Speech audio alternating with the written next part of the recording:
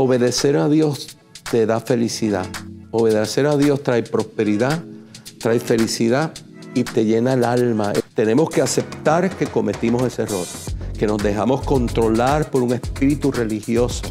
Dios nos quiere como la luz y la sal del mundo. Hay una agenda totalmente diabólica para robar tus hijos y tus nietos con confusión, para redefinir la familia, para arrancar la libertad.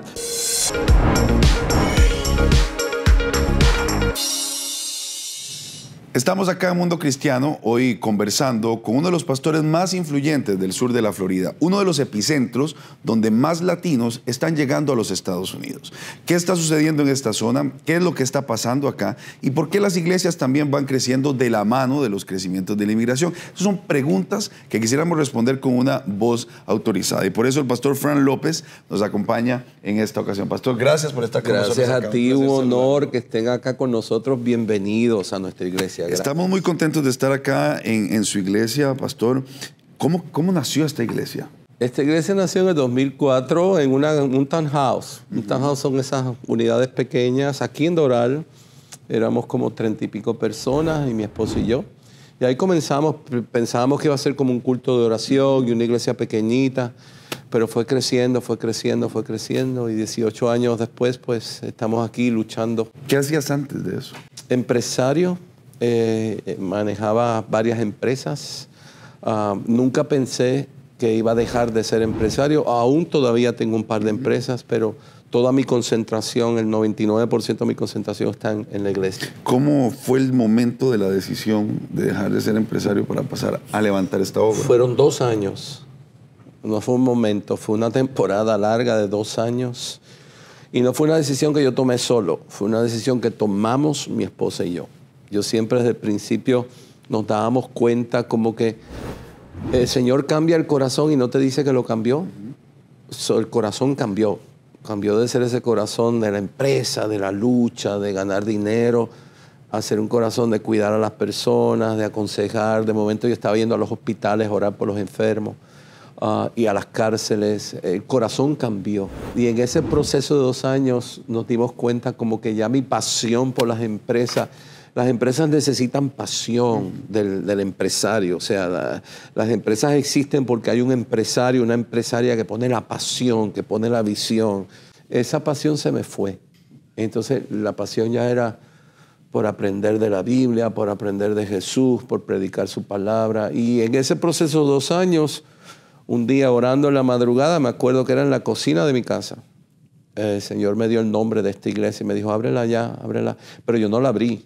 Yo fui y se lo dije a mi esposa y como que yo lo dudé mucho. Y llegó una noche que los dos decimos, tenemos que hacerlo.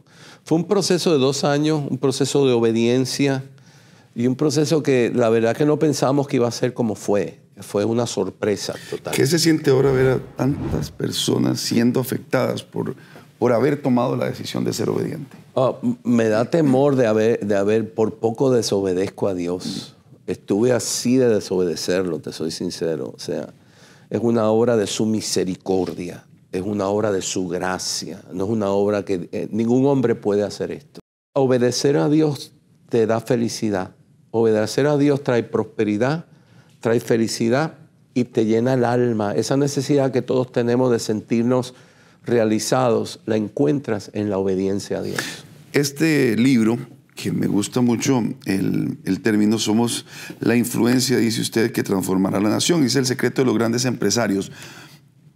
¿Este libro le habla solo a empresarios, pastor? ¿O le habla a cualquier persona que quiera llegar a ser influencia? Este libro le habla a cualquier persona que quiera ser influencia, específicamente a los padres de los futuros empresarios. Mientras yo escribía este libro, el Señor ponía en mi corazón que tus hijos, mis nietos, no son iguales a nosotros. Ya ellos no vienen a estudiar para después tener un empleo.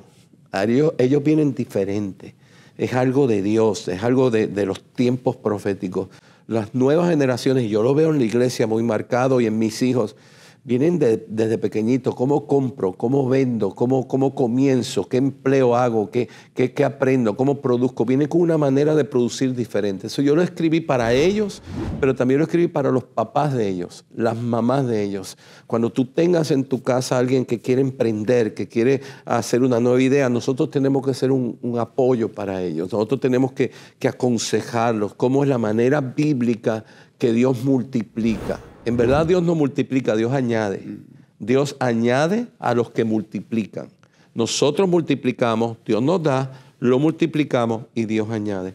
Entonces por eso lo escribí. También lo escribí porque yo creo que Dios no ha terminado con nuestras naciones. Yo creo que Dios tiene un plan con nuestras naciones, que viene un avivamiento poderoso y que viene un favor, una gracia en la iglesia para hacer influencia a los gobernantes, a aquellas personas que toman decisiones. Yo me daba cuenta que había muchas leyes pasando aquí, muchas decisiones a nivel de gobiernos que no iban a favor de la iglesia. Y yo dije, no, tenemos que influenciar para que la iglesia de Cristo se mantenga como cabeza, que mantenga la libertad. Pastor, hubo un tiempo en el que la iglesia se divorció de estas áreas, de estos lugares de influencia. Nos está pasando la factura ahora eso. Nos costó muy caro y eso fue un espíritu de religión y tenemos que aceptarlo. Esa pregunta que tú dices es muy, muy poderosa. Tenemos que aceptar que cometimos ese error, que nos dejamos controlar por un espíritu religioso. Dios nos quiere como la luz y la sal del mundo. No la luz y la sal de las cuatro paredes de un templo, la luz y la sal del mundo. Y luz y sal, ¿qué hacen? Influencian, sanan, preservan, transforman y compran. Mucha gente puede criticar que la iglesia, y ha sido lo que hemos recibido en muchas naciones, que la iglesia anda en busca de poderes específicos. Pero ¿por qué acceder al poder es importante para la iglesia? No como el poder en sí, pastor, porque no hablo de que la iglesia sea poderosa, una iglesia o algo, sino la importancia de llegar a puestos altos de incidencia. ¿Qué es lo que cambia?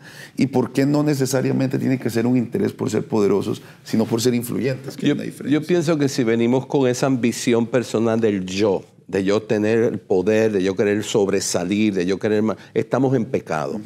Porque el orgullo y manipular el puesto espiritual que Dios nos ha dado para ganancia personal es un alto nivel de ofensa al Espíritu Santo. En ese punto yo estoy de acuerdo, pero lo que no estoy de acuerdo es que entreguemos los gobiernos, entreguemos las empresas, entreguemos los medios de comunicación a personas que van a establecer culturas de destrucción. Los gobiernos establecen culturas. Las empresas establecen cultura, los medios de comunicación establecen cultura.